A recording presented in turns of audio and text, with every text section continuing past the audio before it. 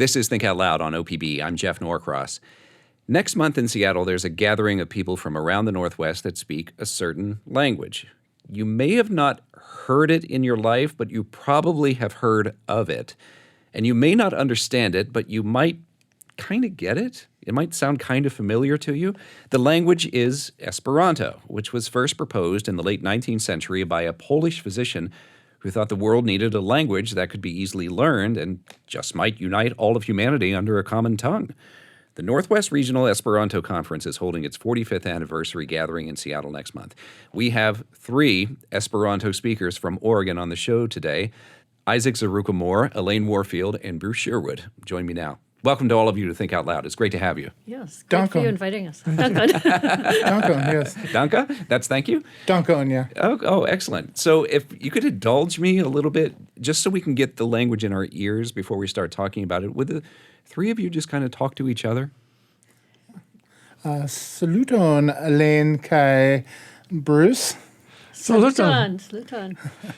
Ĉu vi estas excitita pri la intervjuo? Oh, yes, certe. Yes, certe.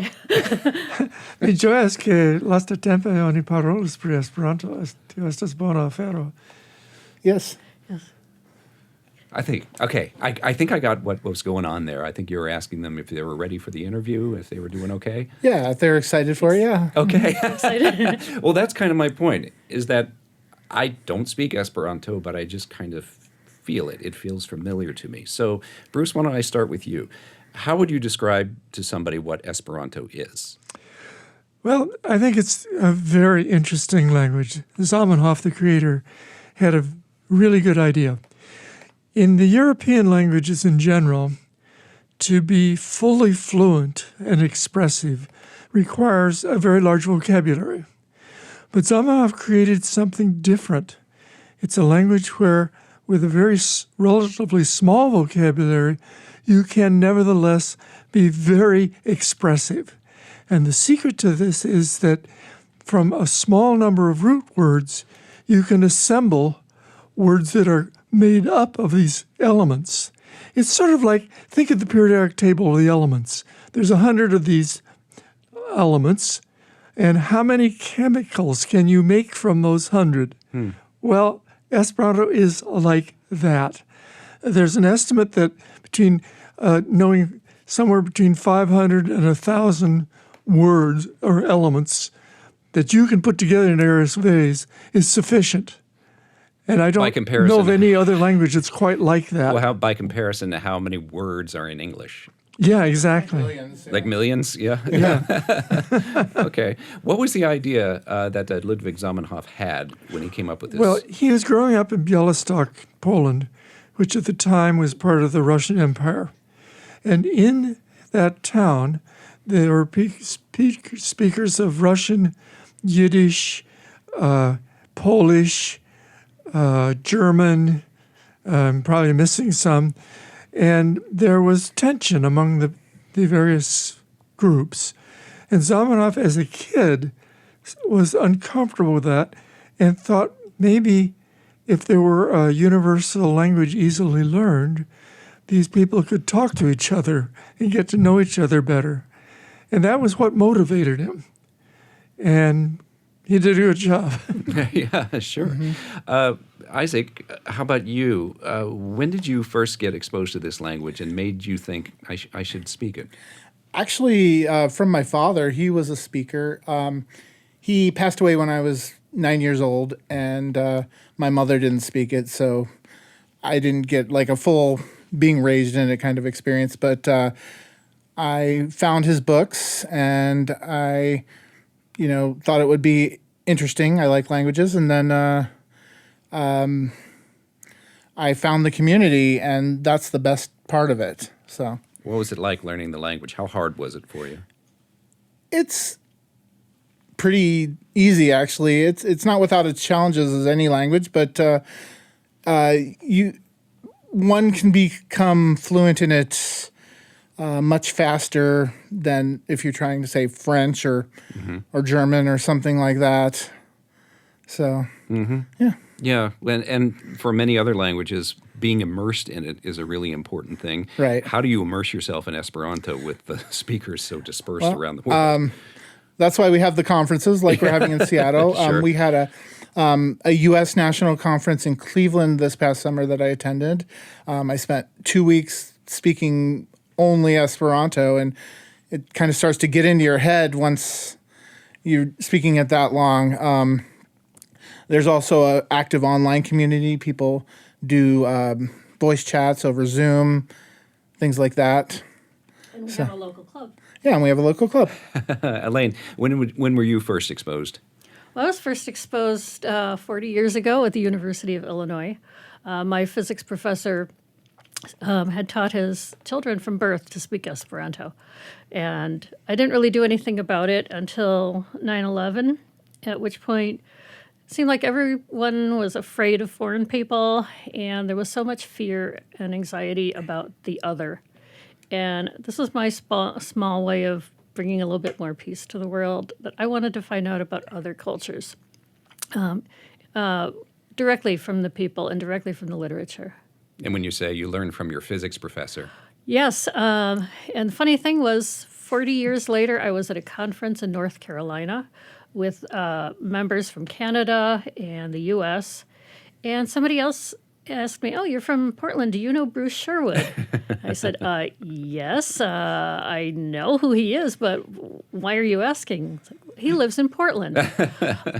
So when I got back, I contacted Bruce, who's sitting right next to me now, and invited him to join our group.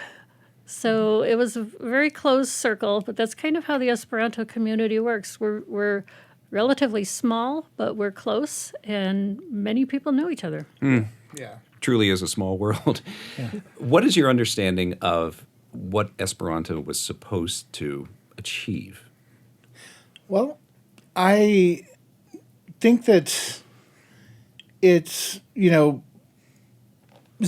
gave it freely to people, so they were able to put whatever meaning they wanted on it. But it was meant to help me out here, guys. Well, in a sense, it's to. I think of it as a little bit like the difference between Protestant and Catholic religions, in the following sense: that in the Catholic religion, there is someone to go to God, you go through the priest. Martin Luther said, "Every man a priest," and that you could talk to God directly. And in a certain sense, I think Zamenhof had this notion that you ought to be able to communicate with the other directly without having a translator in between. Yeah. And also without having a colonial language or any time that you're communicating in a language that one person knows better than the other, there's always somebody at a disadvantage. Yeah. Well said, very well In said. Esperanto, we all had to learn it, and there is no sense of superiority, Yeah. and that's one of the things I love about the Esperanto community is we're so acceptant of everyone. Very well said. Very well, Yeah. yeah. With English as a lingua franca, people who grow up with it natively have an advantage over people that have to learn it as a second language. And that's true of any language, but so. Yeah. I know that there are, and I put this in quotes, native speakers Yeah. of Esperanto, because I'm not sure I understand that term exactly, because there is not a nation that has adopted it as its language. But what is a native speaker of Esperanto? Well, I'll give you a scenario. Two people from different nations meet at an international Esperanto conference, and they fall in love, and they want to have a family, and they have children, and the only common language they have between them is Esperanto. So the kids just kind of grow up with that as their common language for the house, and they just learn it from birth. Some people choose to raise theirs, like Bruce did. We actually have a native Esperanto speaker in our community. Her name is Lilio Chomet, and her parents were very active, actually, from, I think, the 1920s through the 1960s in the Esperanto community. So definitely happens. Bruce, you taught your kids this language? I have 3 kids, and one of whom does speak Esperanto. The others didn't really take to it. Okay. Does that one who still speaks it have use for it? Do they find that it makes sense in the world? He enjoys it. Okay. And we do it with each other to some extent. Yeah. If you're just tuning in. I wanted to make another comment that Esperanto can also be a bridge to learning other languages.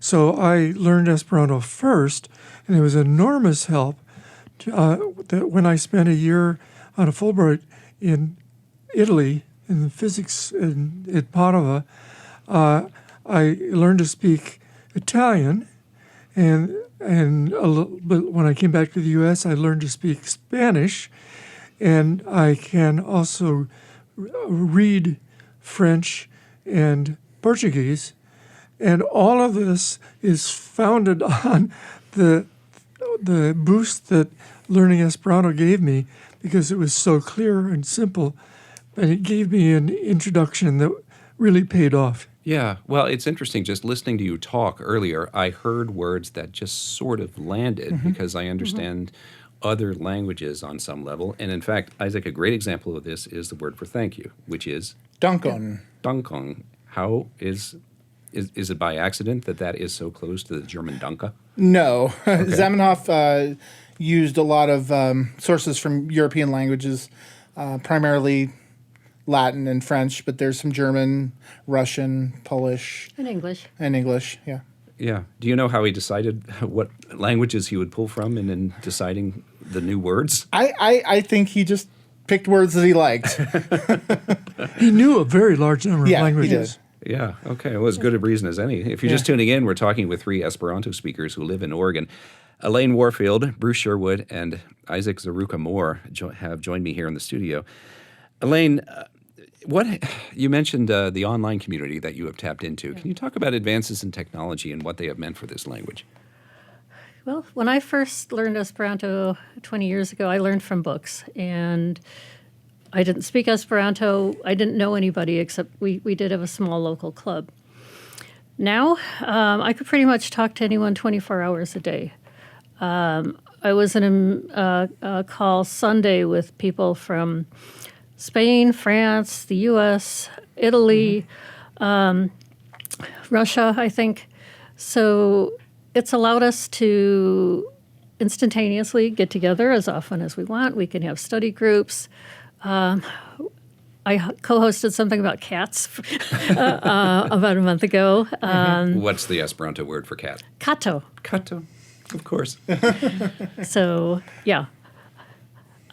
So the technology has really helped. So I think I'm part of the older crowd. And part of why I got into Esperanto was I retired from 40 years as an engineer. And I lost my community. And through Esperanto, I got it back again through all these online chats. But I think the younger people don't use the video calls as much as they use chats and Discord and other text-based tools. Right. Yeah. Do we know how many people in the world speak this language? Do we have an estimate? I've seen estimates, but I don't remember exactly. I think it honestly depends on what you consider a speaker. Is it someone who's just learning or someone who's fluent? The estimates I think range anywhere from 100,000 to 2 million. Okay. In the world. Yeah. That's not a small number, but Yeah. over 7 billion people on the Yeah. planet. With so few people speaking this language, what do you think is the point of it? I think that the point of it is the people that we get to meet, the people that I talk to who don't know a word of English that I wouldn't otherwise be able to understand. Yeah. Bruce, do you think that the idea of having a universal second language is possible? Yes, absolutely. I've benefited a lot from knowing that language. I've been in situations in Iran, in South Africa, in Germany, of having adventures with people that I would not have even met otherwise. So, yeah, Can you give me a specific example where you were in one of those countries and your knowledge of Esperanto Okay, was let me helpful? give you a couple of examples. I went to Tehran, Iran, for basically a physics education thing, and there I looked up some Esperantists in the book that the World Organization published of Esperantists around the world, and I managed to have one evening dinner with an older couple who were Baha'ists and Esperantists in Iran, which was awesome. In Durban, South Africa, I was able to arrange, again, I was there for physics education meeting, but I went to dinner with a young guy who's a graduate student and his two friends who were migrants from the neighboring African countries. And when we spoke Esperanto, I wouldn't have had a way to make this link up otherwise. And a particularly interesting one was in Berlin, where my spouse, Ruth Chabai, and I went for, again, physics conference. Ruth asked me, can't you contact somebody that we could make a connection? And so I in fact, found a guy who, an Esperantist, who took us around Berlin. This was after the wall had fallen. And he said, oh, you should come to a party this evening. And there'll be some Esperantists there. So we went, and it was extremely interesting because many of the people at the party had grown up in East Germany. And it was really interesting, their take on what was good and what was bad about their own experience. And the fact that now, there used to be 2 symphony orchestras in Berlin, and now there could only be 1. And what did that mean? And the comedians who made it in East Germany, the kind of funny business they did wasn't funny anymore. It was extremely interesting evening. Yeah. There's no way I could have had that evening without Esperanto. Wow. It's like anywhere in the world you go, you might be able to connect with people because of this Absolutely. language. And there's even a service called the Pasporta Servo, where if you're traveling, people offer up their homes to stay with them. I haven't used it myself, but I know people that have backpacked around Europe and not paid for a single hostel or hotel. That's amazing. Yeah. I remember a friend of mine had this piece of vinyl that was from the 1960s, I think it was called. It was called Nu Cantu in Esperanto. It's like Let Us Sing in Esperanto. It was all songs in the language. Oh, okay. And so it has penetrated the broader culture from time to time. Was there ever like a golden age of Esperanto, in America anyway, where people like really adopted this language? Early 20th century. Yeah. I've done some digging into history of the movement here in Oregon, and there have been people since at least 1900 whatever here in Portland. I found an article from 1911 about a major conference being held here in Portland in the Oregonian. They had an article about it. So, yeah, definitely the early 20th century. Yeah, there was a conference in Washington, D.C. about 1907 or so, and Professor Zamenhof had come, and there were all these ladies that wanted to give him hugs and things. They had tour guides that spoke Esperanto, and the policeman that spoke Esperanto. He made the front page of the paper in Washington, D.C., and, when the ship came in, there were 1,000 people that came and greeted him.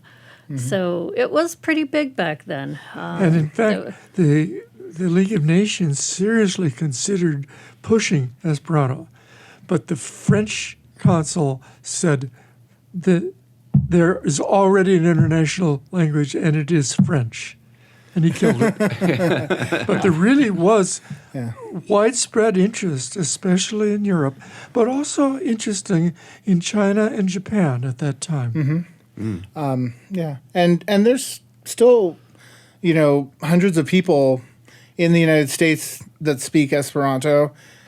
We have a national organization called Esperanto USA that organizes the national conference that I went to this summer. I'm actually on the board of directors of that organization, so there's still a lot of interest in it. Yeah. And we held meetings once a month on Saturdays. At some point, if you can put a reference to our website so people can look and find out when the next meeting's taking place. EsperantoPDX.org. Excellent. And we will have a link to it on our site, opb.org/thinkoutloud. Izaak, Alaine, Bruce, Dankon. Yes? Dankon. This is a great conversation. Thank you all very much. Ne dankide, estis nia plezuro. Izaak Zawyrucha-Moore, Bruce Sherwood, and Alaine Warfield are 3 Esperanto speakers from the Portland area. The 45th annual Northwest Regional Esperanto Conference is next month in Seattle. Tomorrow on the show, 6.5 million people around the country live in areas that are susceptible to landslides, including Oregon and Washington. Researchers from the University of Washington made that finding through a database they created that measures landslide susceptibility for more than 100 million homes. We'll talk to one of the scientists.